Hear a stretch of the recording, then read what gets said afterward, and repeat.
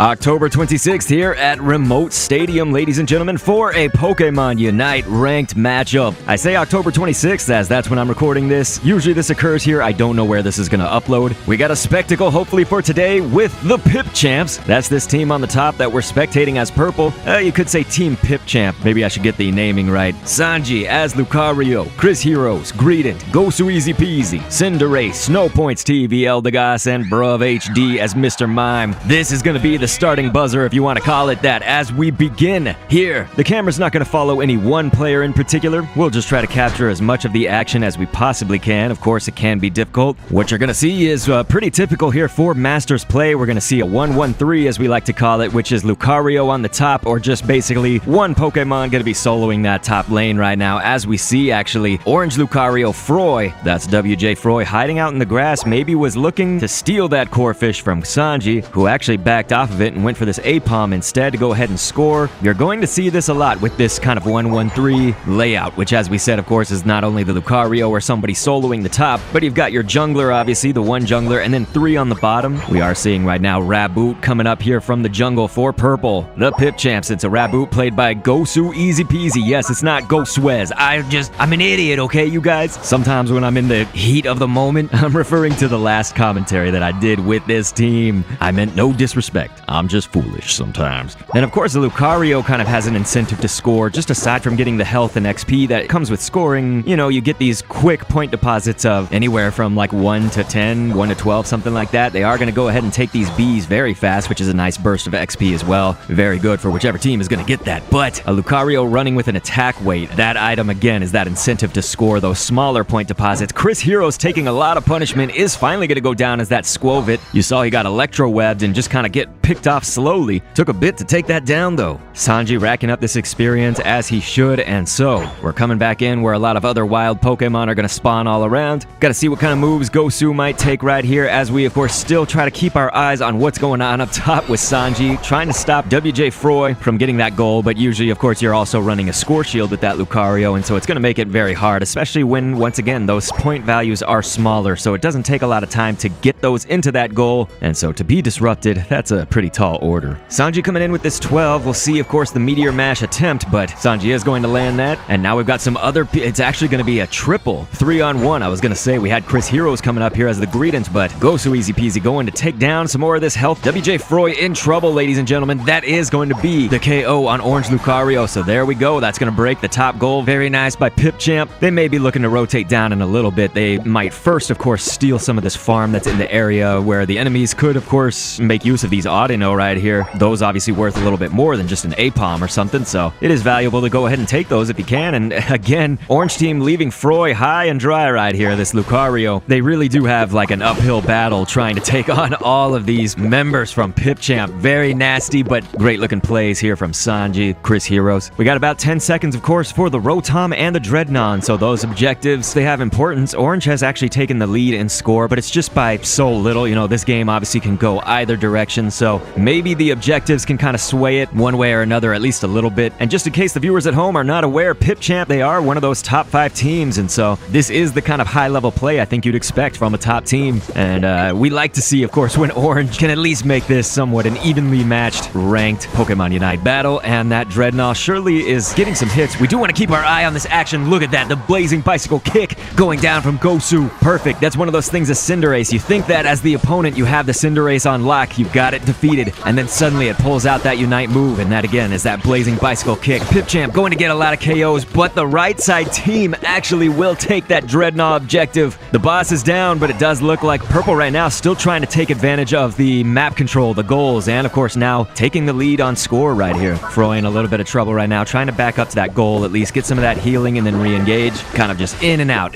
is what it looks like, but Chris Heroes as the unstoppable Greedent before it gets nerfed, right? It's going to get nerfed at some point. Hey, everybody in the future, I hope this doesn't upload too much later than the date right now. I'm trying, you guys. I'm drowning. Sanji rotating up top here. It looks like Cheeky Chunk, the Mr. Mime, great username, of course. Gonna throw down the barrier, push him into that for some extra stun. And David, it looks like that's our Eldegoss there on orange. Coming to back up Mr. Mime, but also Chris Heroes here as the Greedent. Backing up Sanji, and we're seeing right now Snow Points as well. Rotating up top, that's Purple's Eldegoss. Gonna start engaging on that Rotom. As you see, once again, the score has shifted now. It's in Orange's favor, but every time we mention it, the score is not a wide score gap, so this is great. It looks like Fenrir. That's Fenrir Ord, the Greedent, going to get picked off by Sanji. Very nice. You love to see this with Lucario. It's like teleporting in, and then there's an Aura Cannon going down right here, trying to take that Rotom, and it does look like that will go to Orange Squad instead. Purple definitely not without trying. You know, they put up a valiant effort for that, but like we said, you know, Lucario, just the master of being able to teleport to a spot, boom, hit with precision, hit with power, and then teleport back if it wants to.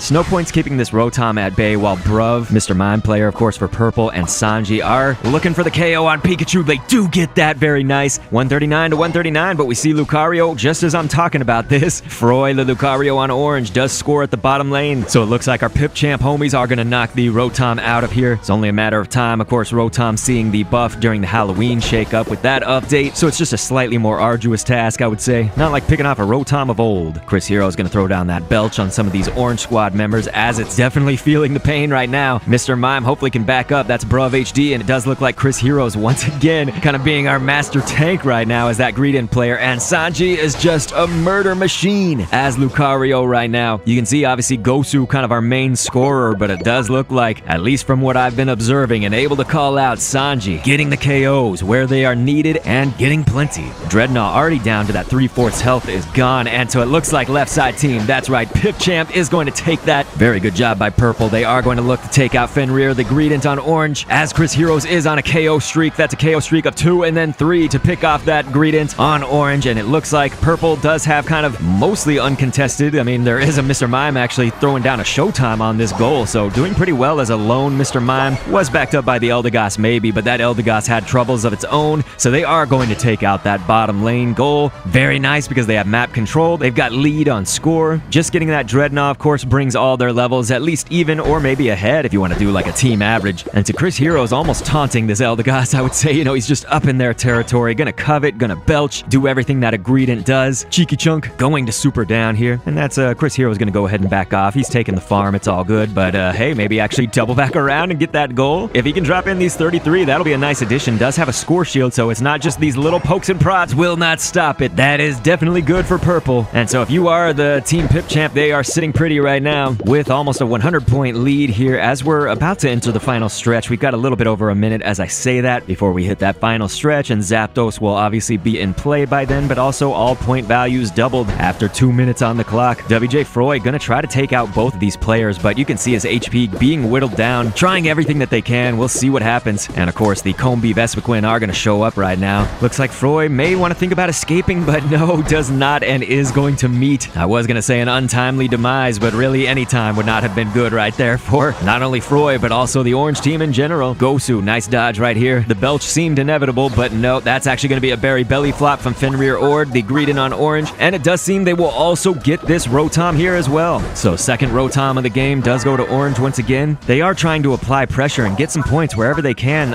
Some other players do have these higher point values to drop in, but matched by Purple, I mean, you see some of these 50s as well. Somehow Fenrir Ord will be punished for it, but was able to take out Sanji. That was at a time I'm sure Sanji did not want to go down there if there ever was a time, but Gosu right now has this 50 to drop in. You're at an impasse though, of course. We've mentioned this on some other commentaries, but this is a good principle to think about is that, wow, sorry to interrupt myself. Look at that, the belch KO. Devastating. That's the final stretch, but as we were saying, do you actually score or does the match require, your team require that you need to stick with them? So what we're saying is that Gosu could land this 50 for a 100, obviously, or anybody that would have a 50 if this ever were to happen in your game, drop that in and then assist your team. But once again, if they need you, it's much more important to stay with your squad. So this is where communication can help, and oftentimes when we're in solo queue, duo queue, you may not be able to communicate with everybody on the squad. So I realize that's easier said than done for some teams, and Sanji just hiding out in the grass right here still was undetected until obviously going to make his presence known and just blast on these orange squad members. Going to get belched right now. It's certainly going to hurt, take him down to about half, but he's obviously still in this fight, being assisted by many of the other Pipchamps members throwing down the pumpkin, the aura cannon right there. And then look at this, Eldegoss on Eldegoss KO. There's a berry belly flop from Chris Heroes, our Greedent on purple. So good. And then meeting Mr. Mime, who probably didn't expect he was going to be there. And that's Mr. Mime on Mr. Mime KO, of course, bruv. But Chris Heroes was ready for it too. Really, all these purple squad members were ready. Look at that, almost a team wipe. We just have Eldegoss now spawning, so essentially a team wipe. They are free to burst down the Zapdos right there, and that is a good move to make sure that the other team is not going to get it, right? You know, you don't need it if you're ahead like this. Now, they don't realize maybe that it's only by 100 points. We say only because, obviously, in the last 2 minutes of the game with point values doubled, that hundo, you can close the gap very fast. But no, Purple's going to make sure Orange doesn't do it, and that is the GG, the surrender right now from Orange. Very, very well executed. Great gameplay by the Pipchamps. If you like this, please feel free to click an end screen on screen. I've been Dr. Kendo, and thank you so much for viewing.